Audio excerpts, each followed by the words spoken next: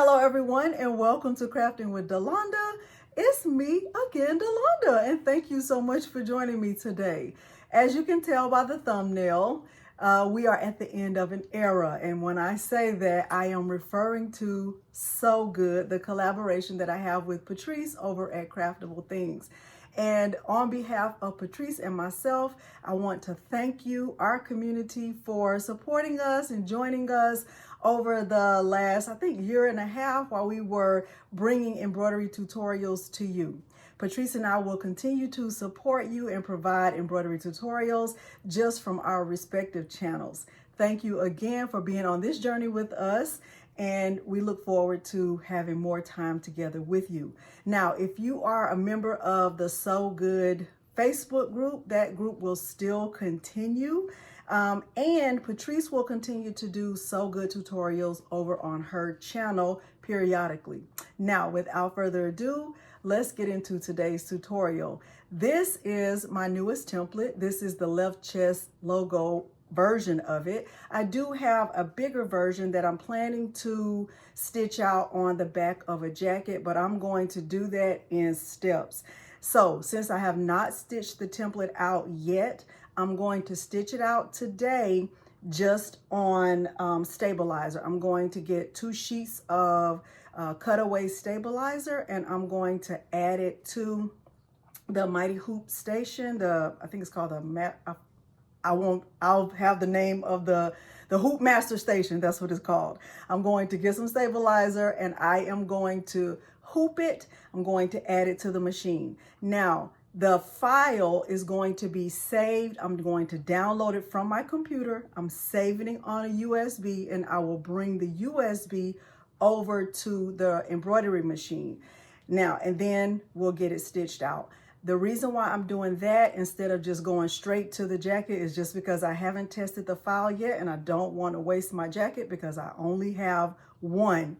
Also, it's good practice to do a test stitch before you ruin any garments anyway.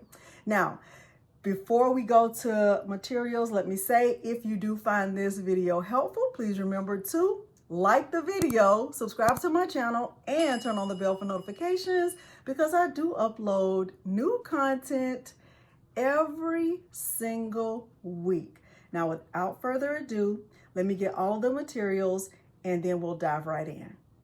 The materials I'm using for this tutorial include the Hoop Master Station. I'm using my 11 by 13 Mighty Hoop, and I'm using cutaway stabilizer that I purchased from Amazon. I like to get the 15-inch width stabilizer, and I think this one is the 12-inch width. I actually found my 15-inch stabilizer, so I wanted you to see the difference. So this is the 12-inch, this is the 15-inch. And the 12-inch wasn't tall enough, so I'm going to be using the 15-inch. So I'm going to cut 2 pieces that are big enough to cover the hoop.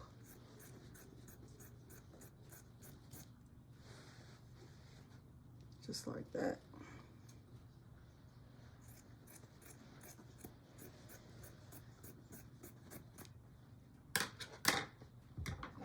And I'm going to open these flaps. So I don't have my hoops locked in at the top. I mean the brackets, let me lock it at the top.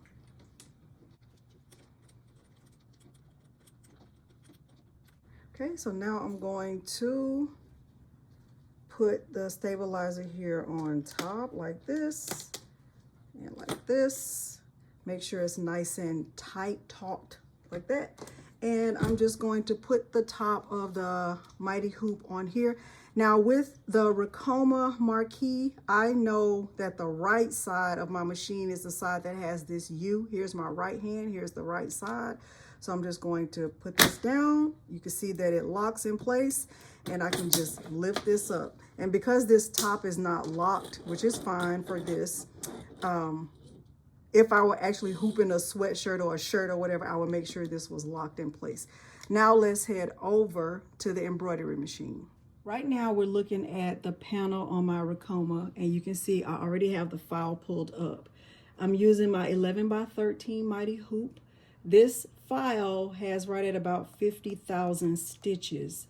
and I'm going to show you the process. Now, because I'm only doing a test stitch, I'm only going to do it in one color. I don't feel like I need to use multiple colors just to see that the file is going to stitch out nicely. However, if I look right here, I can see that this file has 7 color stops. Okay, so 1 through 7. If I wanted to change the colors, I could go right here and I can go down and just change the colors. Like I said, I'm only going to use one color for this just to test it out. And I have it right now on automatic. If I wanted to change it to automatic manual, it would stop in between each of the 7 colors. I'm going to let it continue to go all the way through. So I'm just going to click save.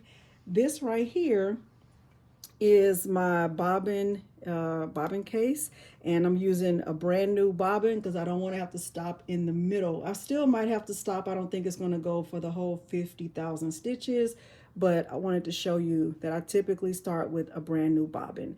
Now let's get the hoop added to the machine and we'll get started. All right, so now I have the hoop on the machine and it's tight and snug on both sides in the brackets. The next thing I'm going to do is trace to make sure that the file, the needles don't hit the hoop. So I'm going to click trace area.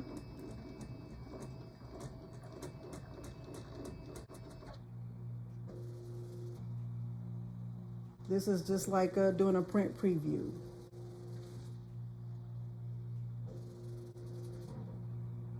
Okay.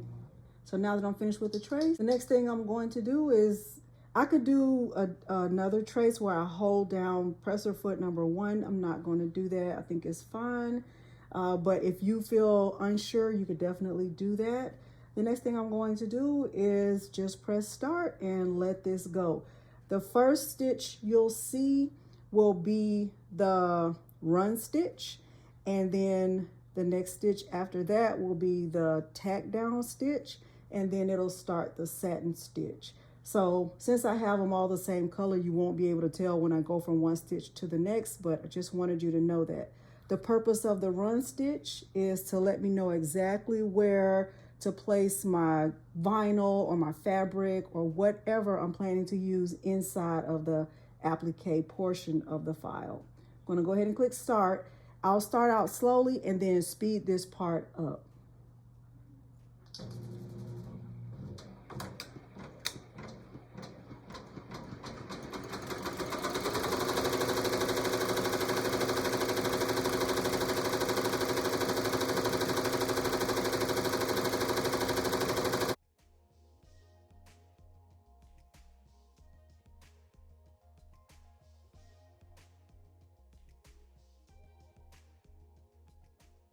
So just finished the run stitch, and if I were going to be adding vinyl or fabric or whatever, this is the time I would do that.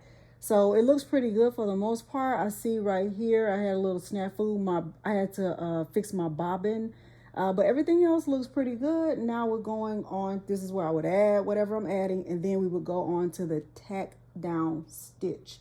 So the first stitch, I think I called it the run stitch. You could also call it the placement stitch. It's still a run stitch. And I'm going to hoop it back in and continue.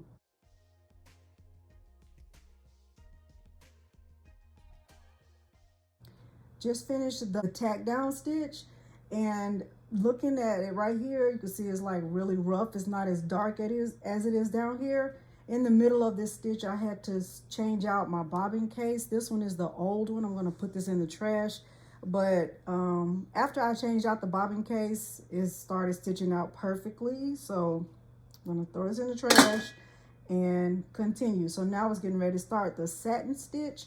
I'm definitely going to speed through this, but I'll show you what the stitch out looks like. And then after the satin stitch will be the last part of the design, which is you, and then the cross, and then me. So I'm gonna hoop it back in and get started. And speed this up.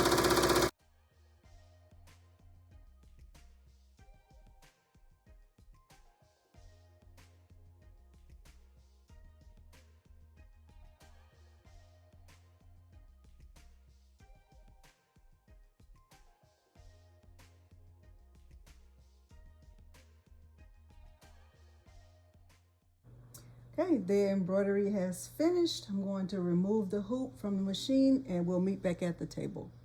Okay, so this is what the stitch out looks like. And to me, this is good to proceed if I wanted to use it just like this, even without a fill.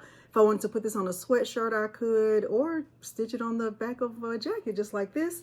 If you're wondering about the back, this is how the back looks. I haven't cut any of the thread away or cleaned it up at all, but I'm pretty pleased with how it turned out. And hopefully you do, or you did, find this tutorial helpful. Remember, the next time you see me with my embroidery machine, we will be taking this file and putting it on the back of a jacket. So I'm still going to be using this size hoop. I do have a discount for Mighty Hoops. If you want to get free shipping, I'll leave my link below the video. If you found this tutorial helpful, please remember to like the video, subscribe to my channel, and turn on the bell for notifications because I do upload new content every single week. Thank you so much for joining me today, and thanks for watching. Bye.